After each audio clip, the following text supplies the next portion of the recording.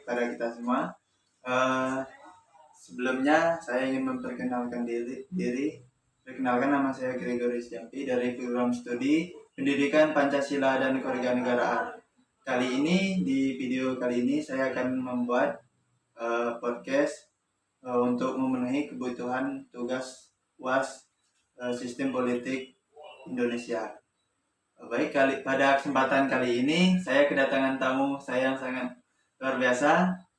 Kepada Saudari Mila, saya persilahkan memperkenalkan diri. Baik, selamat sore semuanya. Perkenalkan, nama saya Mila Kamila. Di sini saya sama dengan Saudara Jampi, sama-sama dari program studi Pendidikan Pancasila dan Kewarganegaraan. Jadi di sini kami akan sama-sama sharing, bertukar pikiran. Baik, apakah kabarnya? Bagaimana dengan kabarnya selama liburan ini? I'm fine, and you? Baik juga. Baik, langsung saja untuk video kali ini saya mengambil tema yaitu mengenai penyalahgunaan kekuasaan politik. Bagaimana kita ketahui bahwa politik yang ada di Indonesia saat ini kan sebagai alat untuk membuat negara kita menjadi lebih baik dan untuk memajukan negara kita sendiri. Harapannya sih seperti itu. Walaupun kenyataannya kadang-kadang tidak seperti itu. Baik, langsung saja mengenai tugas kali ini saya ingin bertanya, bagaimana pendapat Anda mengenai orang yang mencalonkan diri ini kan dia memberikan uang atau serangan pajar pada saat sebelum pemilu. Bagaimana pandangan Anda mengenai orang yang seperti ini? Sebenarnya variasi aja ya. Itu untuk orang yang melakukan hal tersebut pasti dia sudah mempunyai uang kan. Nah, dan hal tersebut merupakan budaya politik yang notabene tidak boleh disahkan, maksudnya tidak boleh diperbolehkan kan. Itu maksudnya tuh ilegal. Karena apa? Dia membeli bangku politik.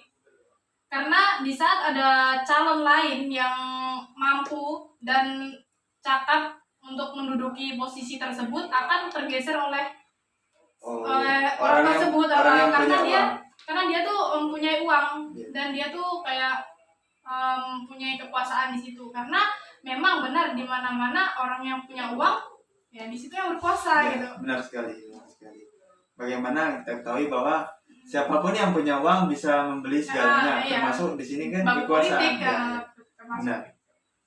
Pertanyaan saya selanjutnya yaitu bagaimana pandangan Anda mengenai loyalitas seorang pemimpin tersebut ketika ia terpilih, benar-benar ketika dia terpilih menjadi seorang pemimpin, dia sudah duduk.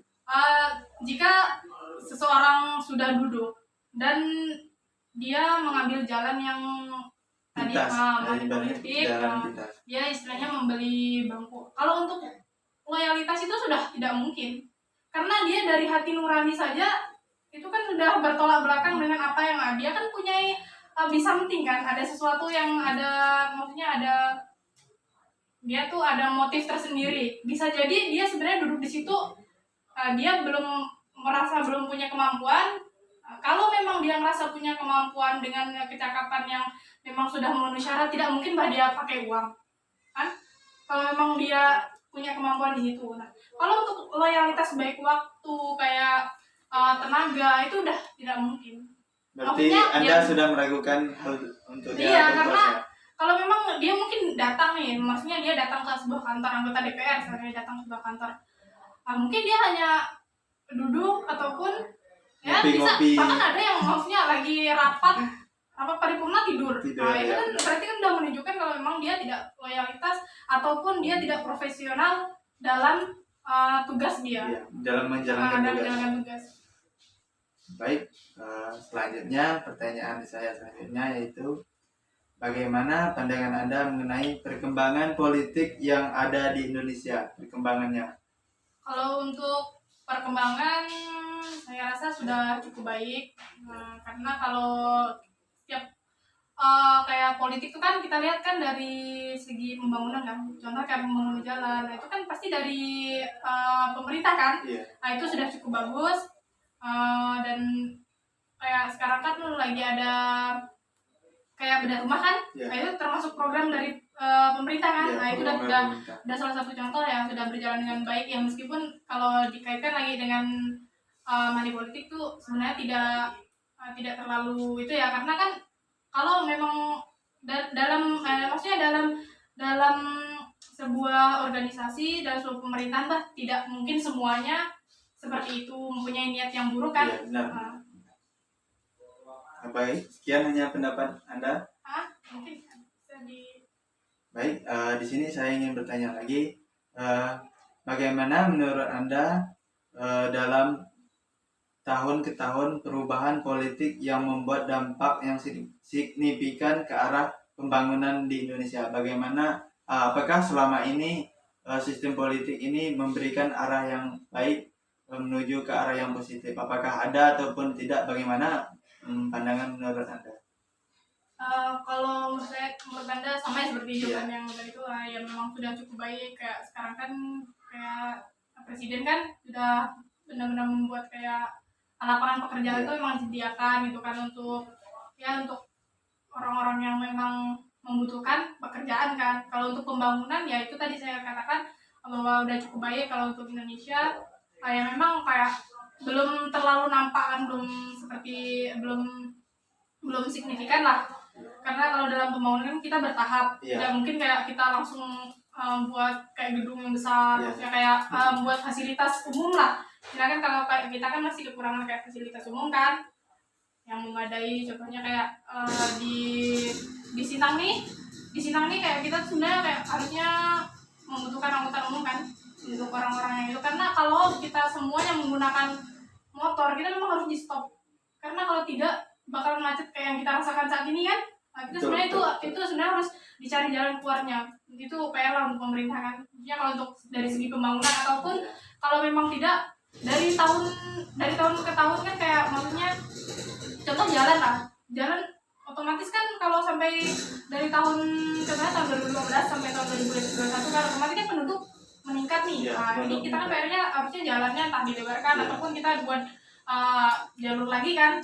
Mungkin itu saja kalau untuk gedung ataupun kayak pembangunan yang seperti ya fisik lah, yang lain-lain itu memang belum signifikan, belum terlalu nampak ya.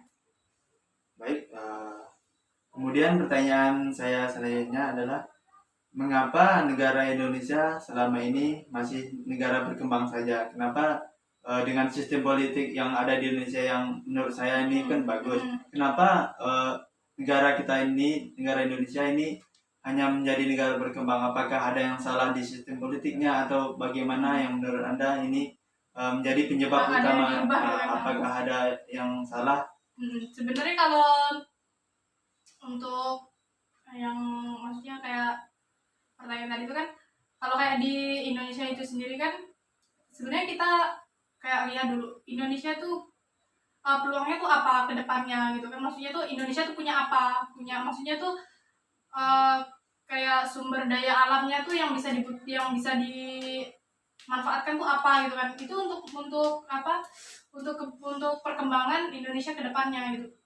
Kita kan ini kayak kenapa kita masih menjadi negara yang berkembang belum maju kan. Nah itu mungkin dari SDM-nya rendah kan, kayak kita belum bisa mengolah sumber daya alam Indonesia ini sendiri, karena kita masih dikuasai oleh negara-negara yang berkuasa kan. Karena kita ya itu yang pertama, kita kayak kekurangan dana, kemudian kayak kekurangan tenaga kerja lah, sumber daya manusianya tuh belum mampu lah kalau untuk bekerja sendiri, ataupun kita memboikot negara-negara luar untuk apa memperkerja Indonesia atau mengambil kayak sumber daya alam Indonesia kan. Baik, dari pertanyaan yang sudah saya tanyakan dari tadi, bagaimana saran Anda untuk kedepannya agar sistem politik di Indonesia bisa berjalan dengan baik agar suatu saat negara kita ini bisa menjadi negara maju? Bagaimana pendapat Anda, pandangan Anda, atau saran Anda untuk kedepannya apakah yang harus dirubah atau hal lain sebagainya. Bagaimana pandangan Anda mengenai itu money politik tadi? Mengenai ini hal tersebut.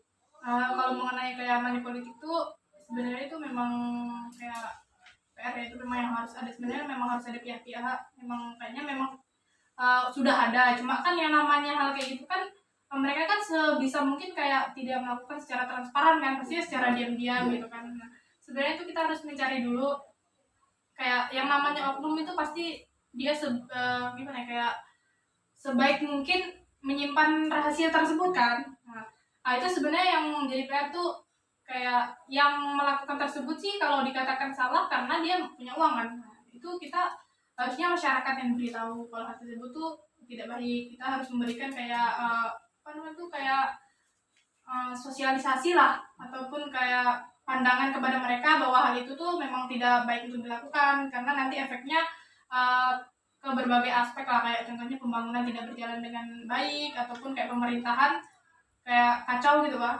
Mungkin itu saja.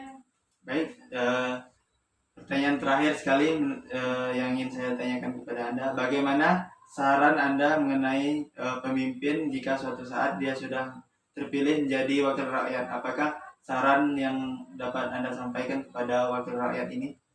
Kalau menurut saya, yang pertama kayak jangan lupa janji-janji manisnya lah. Iya. Karena selama ini kita kan sudah kayaknya jangan terlalu kayak kita kan kayak dibohongin kan, otomatis gini ya. Kita kalau sudah mendapatkan janji manis nih, maksudnya kita diberikan janji yang bla bla bla gitulah. Otomatis kalau dia sudah duduk jadi orang, kita pasti segan. Maksudnya kayak mau nuntut mana sih yang kemarin dijanjikan gitu kan. Nah, pesan saya ya, hanya kalau untuk siapa tahu kayak Saudara Jampi nanti kan bisa duduk jadi wakil rakyat, tolong didengarkan suara rakyat kecil lah. Bahwa ini semuanya untuk kebaikan negara kita kan, untuk kemajuannya kan. Karena kalau memang maksudnya selama masih ada oknum-oknum ataupun orang-orang yang kayak mempunyai niat yang tidak baik ataupun kayak ya seperti kayak money politik tadi kan, itu sudah hal yang tidak baik kan. Otomatis akan kayak imbasnya kemana-mana lah gitu kan.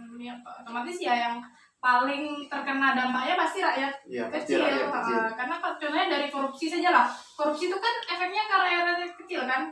Kayak contohnya pembangunan jalan yang seharusnya bisa dipakai sampai 10 tahun ke depan. Nah, tapi karena dipangkas kan, maksudnya kayak dilakukan korupsi kan, karena orang yang sudah money politik itu pasti larinya ke korupsi karena dia mempunyai kayak niat ataupun hal yang tidak baik. Itu sebenarnya sih kembali lagi sih karena mungkin dia punya keinginan untuk menjadi wakil rakyat, tapi karena dia takut tidak terpilih kan, jadi dia kita tidak tahu juga niat orang kan.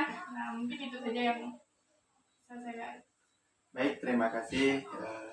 Sekian yang dapat saya sampaikan, pendapat dari narasumber saya yang begitu luar biasa mengenai sistem politik yang ada di Indonesia. Untuk kedepannya semoga sistem politik yang ada di Indonesia semoga bisa berbenah dan akan menjadi untuk di kemudian hari Indonesia ini akan menjadi negara maju. Baik, terima kasih kepada Saudari Mila yang telah menjadi narasumbernya.